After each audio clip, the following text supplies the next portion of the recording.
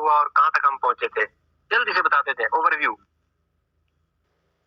جی سر، یہ جنگ آزادی 1857 کے بعد جو 1861 کو ٹیمپریری طور پہ بنایا گیا تھا، اس کے بعد جو 1909 میں، 1919 میں، 1927 میں سائمن کمیشن، اور پھر اس کے بعد جو ہماری گول میز کانفرنس 1931، 32، 33 کو، اور فائنلی جو ساری ان کو ملا کے ایک ایکٹ بنایا 1935 کا، اسی کو فالو کیا گیا 1947 میں پاکستان نے انیشلی طور پر. پھر اس کے بعد ایک کمیٹی بنا دی جو قوانین گڈ ہو گیا. کل تک ایک کمیٹی ہم بنا چکے تھے. اور یہ اتنا بتایا کیوں گیا ہے صرف اس بہاف پہ کہ زیادہ بولیں گے تو سکلز پالش ہوں گی. جی گڈ. دیکھیں نا کہ آپ نے جو کچھ ابھی بولا، اگر خاموشی سے بیٹھے رہتے کہ ہائے میں بولوں گا تو باقیوں کو بھی پتہ چل جائے گا. انگریزوں کی قانون تھی یہاں پہ، اور ہمارے یہاں پہ دو قومیں آباد تھیں میجورٹی میں، ہندو اور مسلم. ان کے اوپر انگریز رول کر رہے تھے. تقریباً 2.5 صدیوں کے قریب انگریزوں نے یہاں پہ رول کیا، اور جنگ آزادی لڑی مسلمانوں نے اور ہندوؤں نے انگریزوں کے خلاف 1857 میں. لیکن ہندوؤں نے ذرا انگریزوں کا ساتھ دیا کہ جی اچھا کوئی بات نہیں، ہم تو ویسے ہی غلام تھے، پہلے مسلمانوں کے غلام تھے، اب انگریزوں کے ہو جائیں گے، کوئی بات نہیں. لیکن مسلمانوں نے ہم سے، انگریزوں کو بھی یہی تھا کہ مسلمانوں کو ہٹایا جائے، ان سے ہمیں خطرہ ہے کہ یہ دوبارہ اقتدار ہم نے ان سے چھینا تھا تو یہی غالب نہ آ جائے. خیر وہ کرتے کراتے جب حکومت ان کی ہوگی، کنٹرول ہو گیا، تو سب سے بڑا مسئلہ اس کو کس قانون کے تحت چلائیں. تو برطانیہ میں جو قانون رائج تھا 1800، آپ نے ریکارڈنگ پہ لگا دی میم؟ یس سر، ریکارڈنگ پر ہے. اوکے. 1861 کا قانون وہاں پہ انہوں نے لاگو کر دیا. اس کے بعد پھر چلتے چلاتے وہ قانون پراپر طریقے سے کنٹرول نہیں کر پا رہے تھے ہندوستان کو. تو انہوں نے کیا کیا کہ وقت کے ساتھ ساتھ وہ اپنے وائس رائز اور کچھ کمیشن اور کچھ کمیٹیاں بنا کے لوگوں کو بھیجتے رہتے تھے کہ جائیں جی ہندوستان کی خیر خبر لیں، وہاں کیسا سسٹم چل رہا ہے. وہ لوگ یہاں پہ آتے رہے اور اپنے رپورٹس وغیرہ دیتے رہے اور اصلاحات کرتے رہے، جن میں 2-4 لوگوں کا نام قابل ذکر ہے. سب سے پہلے منٹو مارلے آئے 1909 میں. اس کے بعد پھر وہ 10 سالہ ریفارمز انہوں نے کی. پھر 1919 میں ریفارمز کی گئی. پھر 1927 میں 1919 میں وہ مونٹیگو چیلمسفورڈ انہوں نے اصلاحات کی. پھر 8-9 سال بعد پھر سائمن صاحب آئے اور ان کے ساتھ کچھ لوگ تھے، انہوں نے کمیشن بنایا. پھر پچھلے قوانین کا جائزہ لیا اور کس طرح سے ان کے اوپر کام ہو رہا تھا، لوگ سیٹسفائیڈ نہیں تھے. تو مسلمانوں نے اور ہندو نے سائمن کا کیا کہتے ہیں کہ وہ کیا، بائیکاٹ کیا. اور اس کے بعد پھر کمیٹی بنائی گئی، نہرو کمیٹی. اس نے نہرو رپورٹ پیش کی اور نہرو رپورٹ کو مسلمانوں نے رد کیا. خاص طور پہ قائد اعظم نے اس کے اگینسٹ پھر اپنے تاریخی 14 نکات دیے. ٹھیک ہے کہ یہ ہمارے پوائنٹس ہیں، یہ چیزیں ہونی چاہیے. تو اگر ان پوائنٹس کو بغور جائزہ لیا جائے تو وہ ایک قانون کا حصہ ہے. اگر ان کو شامل کیا جاتا تو قانون کا درجہ ہونا تھا.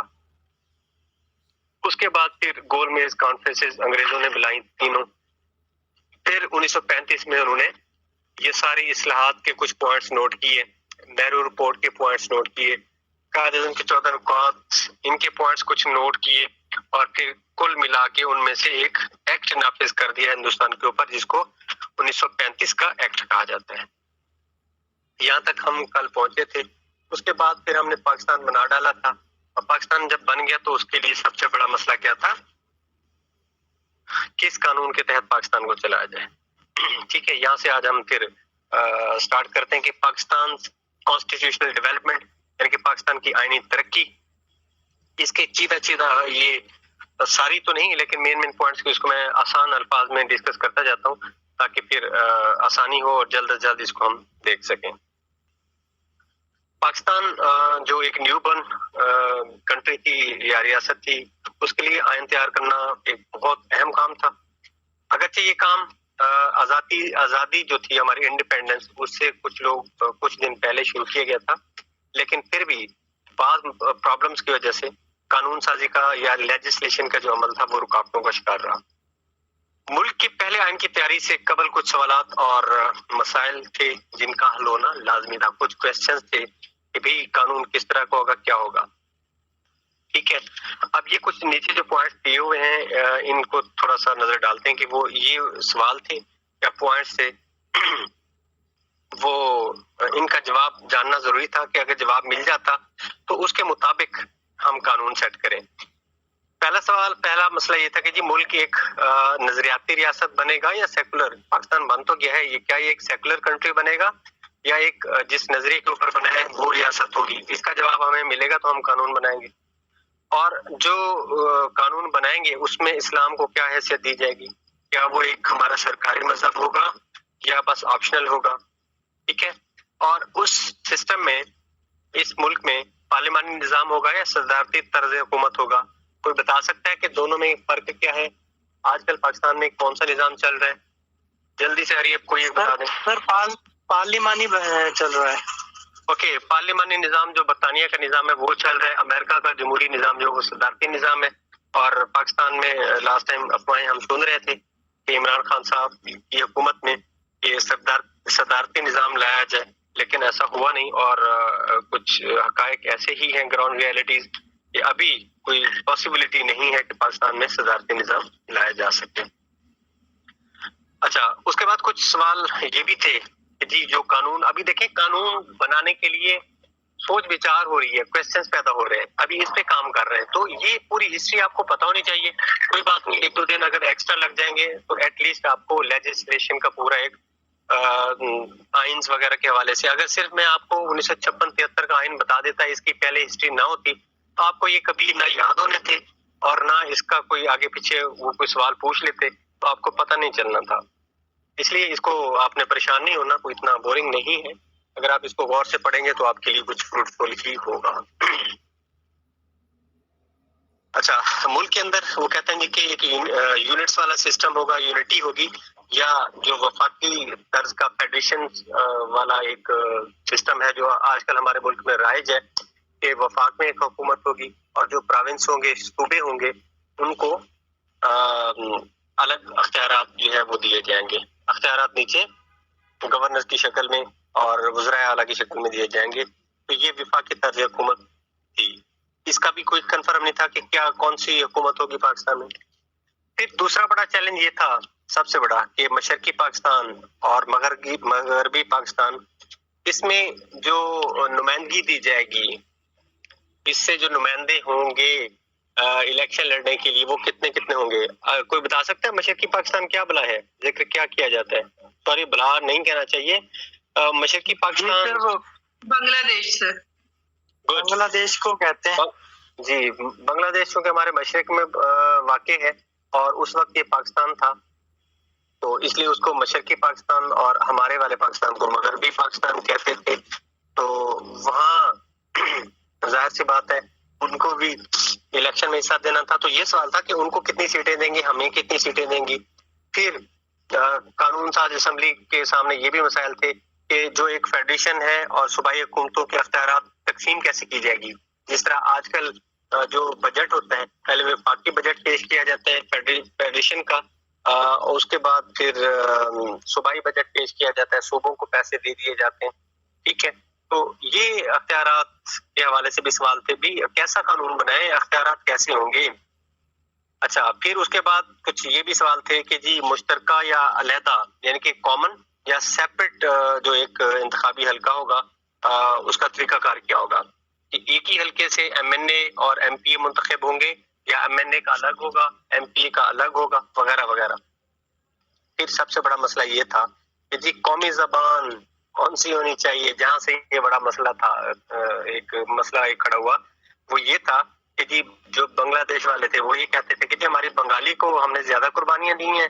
نو ڈاؤٹ انہوں نے بہت زیادہ قربانیاں دی تھیں. وہ یہ کہتے تھے کہ بنگالی کو ایک سرکاری زبان کا درجہ دیا جائے, اور ہمارے والے مغربی پاکستان والے کہتے تھے نہیں جی اردو کو قومی زبان کے طور پہ منتخب کیا جانا چاہیے.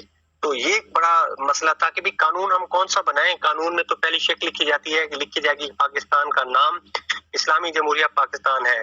ٹھیک ہے, اس پاکستان کی قومی زبان یہ ہے. اردو ہے یا اپنا کیا ہے. تو ابھی سٹارٹ میں ہی پھنس گئے, ان سوالوں کے جوابات وہ ڈھونڈ رہے تھے. اچھا, اس کے بعد پاکستان کی پہلی آئین ساز اسمبلی کے حوالے سے, اچھا جی, یہ آ گیا constitution, first constitution assembly of Pakistan, جو پاکستان کی پہلی قانون ساز اسمبلی. ظاہر سی بات ہے کچھ لوگوں کو اکٹھا کرنا تھا, ان کی اسمبلی بنانی تھی, جس کے ذمہ کام لگانا تھا کہ آپ نے قانون بنانا ہے. اچھا, اب اس اسمبلی کو جو ذمہ داریاں عطا کی گئیں, سونپی گئیں, وہ کون کون سی تھیں؟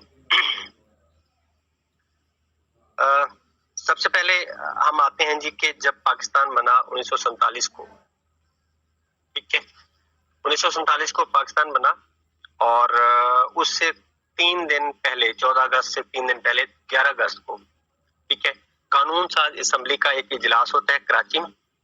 اور اس کراچی میں اس اسمبلی کی جو صدارت کی گئی, وہ ایک اقلیتوں کا ایک نمائندہ تھا, جوگندر ناتھ منڈال, ٹھیک ہے جی, یا منڈل آپ اس کو کہہ سکتے ہیں. اس نے اس قانون ساز اسمبلی کی جو ایک میٹنگ ہوئی, اس نے صدارت کی, اور اس میں قائد اعظم, اس میٹنگ میں قائد اعظم محمد علی جناح کو چیئرمین منتخب کر لیا گیا. یعنی کہ قانون ساز اسمبلی کا, کہہ سکتے ہیں کہ پہلی قانون ساز اسمبلی کا جو چیئرمین تھا وہ کون تھا؟ وہ قائد اعظم محمد علی جناح کو انہوں نے منتخب کیا. لیکن اگلے ہی سال قائد اعظم کی وفات کے بعد مولوی تمیز الدین خان اسپیکر منتخب ہوئے, اور اسمبلی کے ہاں جی, جو سٹارٹ میں ممبر تھے اس قانون ساز اسمبلی کے, وہ 69 تھے. بعد میں اس کو بڑھا کر کچھ مہاجرین اور قبائلی علاقوں سے لوگ اور کچھ جو ریاستیں شامل ہوئی وہاں سے بھی نمائندوں کو شامل کیا گیا, تو 79 ممبرز ہو گئے اس اسمبلی کے. اچھا, اس کے بعد پھر یہ تھوڑا بہت انہوں نے اس اسمبلی نے کام کیا, اور مارچ 1949 میں قانون ساز اسمبلی کا جو ایک اس کے سٹارٹ کا جو ایک مقصد تھا, انہوں نے ایک منظوری دی قرارداد مقاصد کے حوالے سے کہ جی یہ قرارداد ہم نے جو قانون یہ تھوڑے بہت بنائے ہیں, اس کو انہوں نے نام دیا آبجیکٹو ریزولوشن کا یا قرارداد مقاصد کا. اس کو انہوں نے بھیج دیا منظور ہونے کے لیے مارچ 1949 کو قرارداد مقاصد کے حوالے سے. خیر, اس کے بعد پھر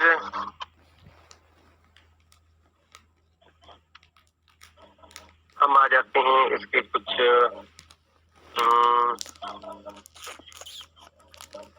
مین پوائنٹس کی طرف آ جاتے ہیں کہ یہ جو قرارداد مقاصد تھی, اس کی خاص باتیں کیا تھیں. اس میں یہ لکھا گیا کہ جی پوری کائنات کا اصل حکمرانی اللہ تعالیٰ کے پاس ہے, اور پوری کائنات کا جو واحد رب ہے وہ اللہ تعالیٰ ہے, رب العالمین ہے. اور پاکستان کو, حکومت پاکستان کو جو حکمرانی ملی ہے, یعنی کہ گورنمنٹ آف پاکستان کو جو گورنمنٹ ملی ہے, یہ اللہ تعالیٰ کی عطا کردہ ہے, ٹھیک ہے. اور یہ حکومت اس بندے کے پاس اللہ تعالیٰ کی طرف سے ایک مقدس امانت ہے. یہ وہ بات تھی جو اس میں قرارداد مقاصد کے سٹارٹ میں لکھی گئی تھی, ٹھیک ہے. یعنی کہ آج کل اگر ہم دیکھیں تو کیا اس کے اوپر عمل ہو رہا ہے؟ آئی تھنک ایک بہت بڑا سوالیہ نشان ہے کہ لوگ اس کا مقصد, اس گورنمنٹ کا مقصد ہی بھول گئے. اچھا خیر, ہم اس کے پوائنٹس کی طرف آتے ہیں.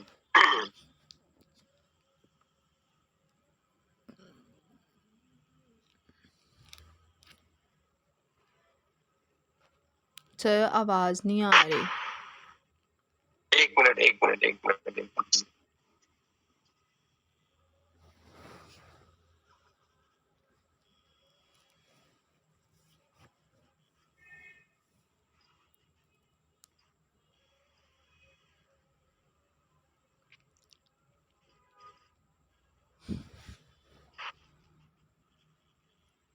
اچھا جی, اب اس قرارداد مقاصد کے جو مین پوائنٹ تھے آپ کو جو یاد کرنے کی ضرورت ہے, وہ یہ پوچھ سکتے ہیں کہ جی قرارداد مقاصد کے جو مین پوائنٹس ہیں وہ کیا تھے.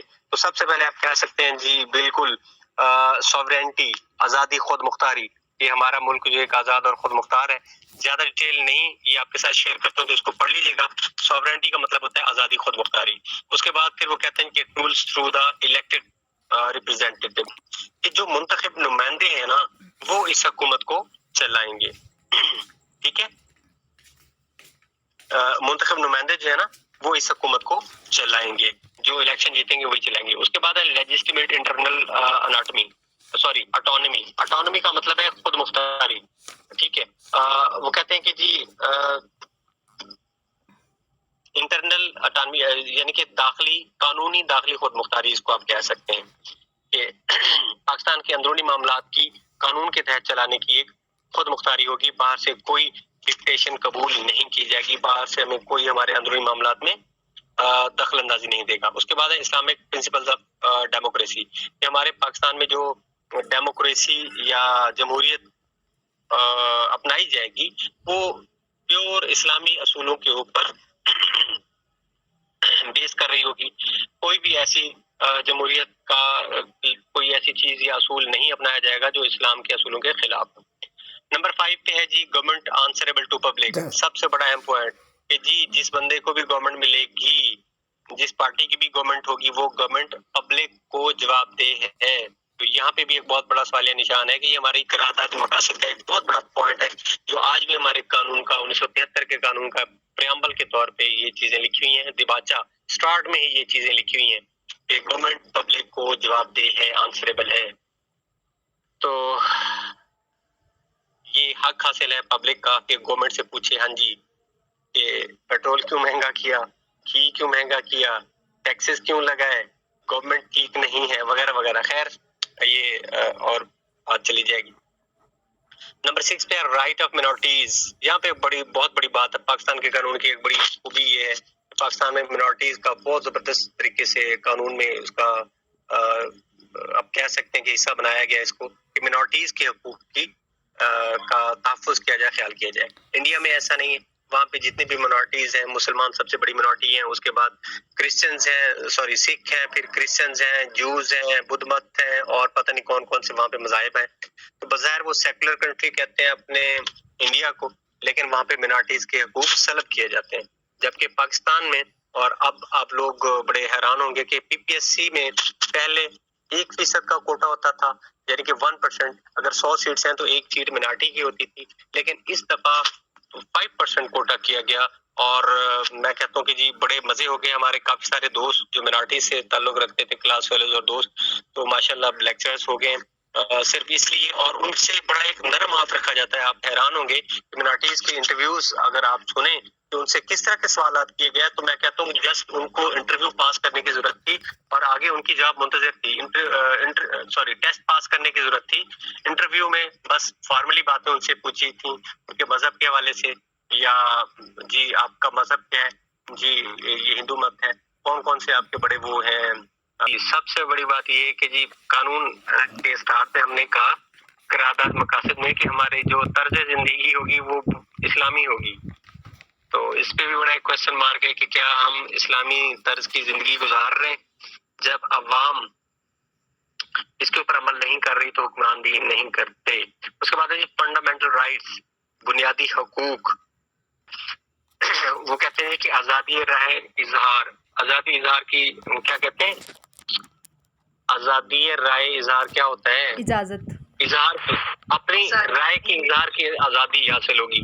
ٹھیک ہے، اور جس میں ہم کہہ سکتے ہیں کہ جی آزادی پاکستان رائے میڈیا کا بھی حق اس کی حاصل راگ ہوتا ہے. لاتا ہے کہ جی قانون نے ہمیں اپنی رائے کے اظہار کی آزادی دی ہے تو ہم کھل کے رائے اظہار کرتے ہیں، لیکن ایسا نہیں ہے. وہ پھر جب زیادہ کھل کے آزادی مل جاتی ہے تو پھر اس کا غلط فائدہ اٹھاتے ہیں. سر اس کے پھر وہ لیے کہتے ہیں کہ آپ لفظ کے یوز کیا جاتا ہے حق خیالات خود کی آپ کو آزادی ارادیت. حاصل ہوگی، ایکویلٹی ہوگی، ریلیجن مذہبی آزادی ہوگی. چاہے آپ کوئی بھی آپ کا مذہب ہے، آپ کے اوپر کوئی فورس نہیں ہوگی، پابندی نہیں ہوگی. اور آپ کو اپنی خرید و فروخت کی مکمل آزادی ہوگی کہ پاکستان کے اندر جو بھی کاروبار آپ کریں، کچھ خرید. بہت اچھا انیشیٹو تھا کہ ایک سکھوں کا ایک بہت بڑا مذہبی منارسی جو تھی وہ پاکستان کر کے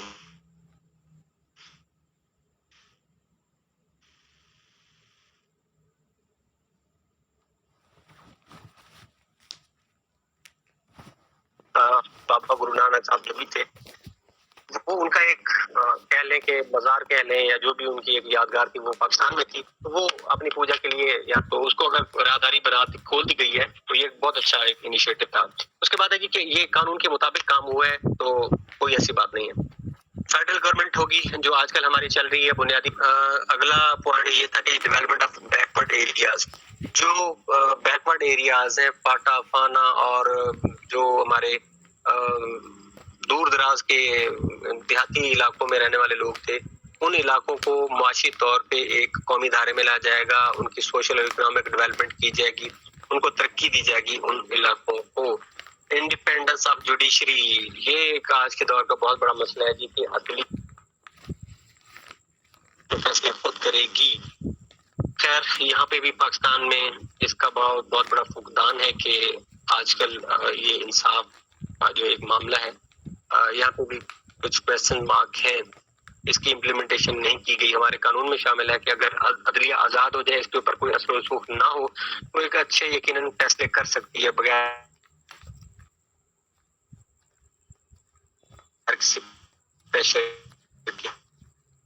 سر آپ کی آواز ڈسکنیکٹ ہو کے آتی ہے. تو دفاع کے بارے میں آپ لوگ جانتے ہی ہیں جی. سر آپ کی آواز جو ہے نا وہ ڈسکنیکٹ ہوتی ہے، بیچ میں بریک ہوتی ہے وائس. حالانکہ میرے پاس اس وقت سگنلز پورے ہیں، بالکل سگنل ڈراپ بھی نہیں ہو رہے، تو ہو جاتا ہوگا کوئی ایشو. اچھا جی، اس کے بعد پھر آ جاتا ہے جی ہمارے پاس، یا تو پھر ایسے ہے نا اسکرین نہ شیئر کی جائے تو جو بندہ بول رہا ہے وہ سگنل ہو نہ ہو at least lecture complete record ہوتا ہے. تو کل سے یہ ہے کہ یہ چیزیں پہلے شیئر کر دیں گے ان کو میٹیریل، ہر کوئی اپنے پاس میٹیریل اوپن کر کے بیٹھے اور پھر ادھر سے پھر ہم ان کو ریکارڈنگ بھیج دیں. ایسا ٹھیک رہے گا آئی تھنک.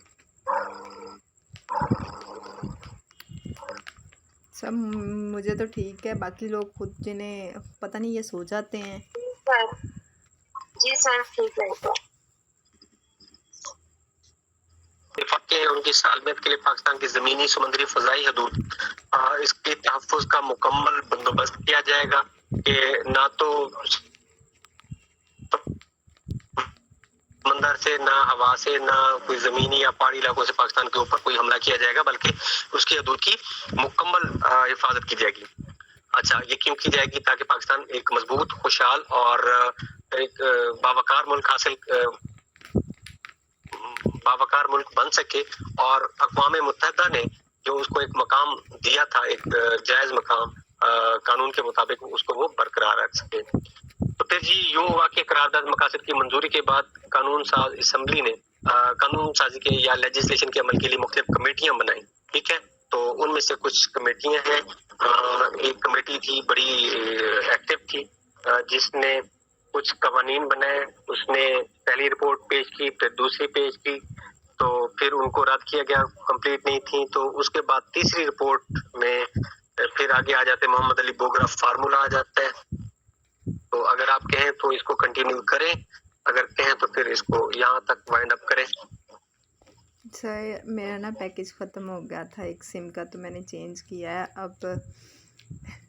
اب اس پہ بھی کمی ہے. بیچ میں مجھے یہ ہے کہ لیکچر نہ ڈراپ نہ ہو جائے، کیونکہ بیچ میں تھوڑا سا لیکچر 1-2 منٹ کا کٹ بھی ہوا ہے، کیونکہ میں نے پھر جب چینج کیا نا تو کال ڈراپ کرنی پڑی تھی مجھے بیچ میں. اوکے ایسے آپ یہ کر دیں، ایسے ہے کہ پھر ان کو